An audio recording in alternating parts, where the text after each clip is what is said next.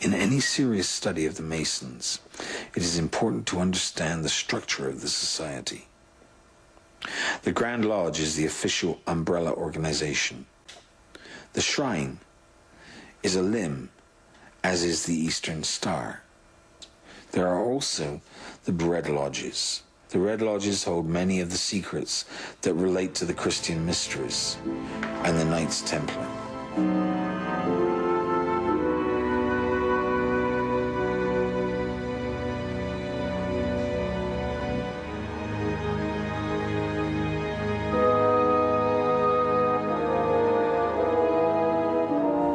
Enoch believed the world was going to end and built two markers for that outcome.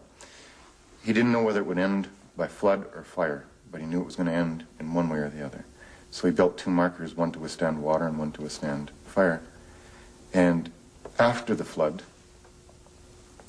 descendants of these Masons then found the marker and dug up these secrets from before the flood. Possibly when they found these treasures after the flood, they no longer understood what they meant. And this kind of has a lot to do with the overall Masonic story of searching for who we are, and the very setting of a lodge room. And most of Masonic lore is centered on one thing: the center. This is a position from which a Mason cannot err. And what's in the center?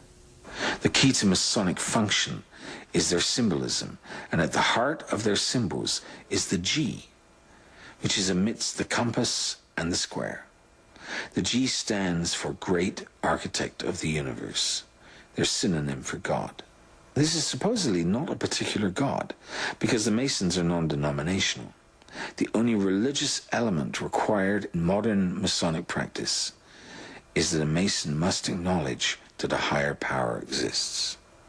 From that core non-denominational symbol derives many other elements from which their temple is constructed. Most of them are pretty thinly veiled, like an all-seeing eye. Some lodges use that symbol in the square and compasses, either an all-seeing eye or the letter G. So that's pretty thinly veiled, I would say. They all have a basis on truth. All of humanity is kind of on that same search for who they are. Really, when you join a Masonic lodge, you are a first degree, and then you are a second degree, and then you're a third degree. And a third degree Mason is someone they've done all the studying, and now they're a third degree Mason. That really is the total of the hierarchy. Then there is the bureaucratic hierarchy, but it doesn't really go any higher than that third degree. They are just titles that people use to signify the job that they are doing in that year. So whether they be the Grand Master, the most worshipful the Grand Master, or a worshipful master who rules his lodge, they really are, we'll just say, bureaucratic titles. There really isn't any higher than a third degree Mason. No one knows where the capstone is off the Great Pyramid, but it is believed, of course, that great builders built it. Was the Great Pyramid the marker left by Enoch before the flood? I don't know. Maybe. I'm just throwing that out there. There are many seeming Masonic symbols in public view that point to some kind of covert workings of a shadow government.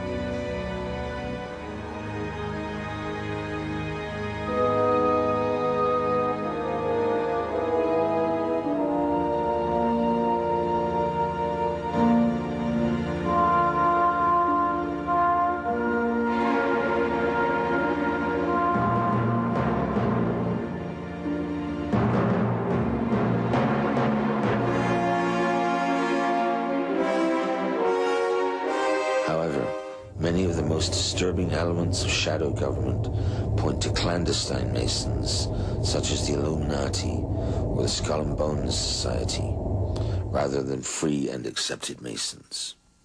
And so, any of these stories that a person hears about governments being overthrown by Masons and so on, I suppose any batch of apples might have some bad ones, but for the most part, that would be something that would be very anti-Masonic. If the Masons are not the source of the dark manipulations we see evidence of all the time, who is? Remember his mention of the clandestine Masons? Both George W. Bush and his father were members of the Skull and Bones Society. And the current president appointed 11 Skull and Bones members to his administration.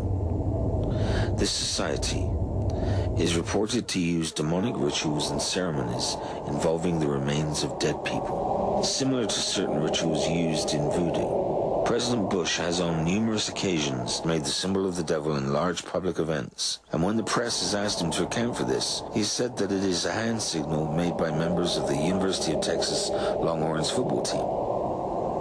The Longhorn hand signal is in fact quite different. And why would a U.S. president make such an inappropriate hand signal so often, and at such seemingly important yet unconnected events? Especially considering that he never went to the University of Texas. Strangely enough, the president's colleagues and whole family seem to be supporters of the Longhorns. Let us look at the meaning of certain hand signals. This is a hand signal which is universally used as a meaning for love. Note, the thumb is exposed and perpendicular to the hand. The Texas Longhorn signal is made with the thumb and little finger. The satanic salute, which is meant to depict horns of the devil, unlike the love signal, has the thumb tucked into the hand so as not to be visible. One may also consider it odd that President Bush and his family continue to make this particular mistake when they have taken such a clear stance on Christianity.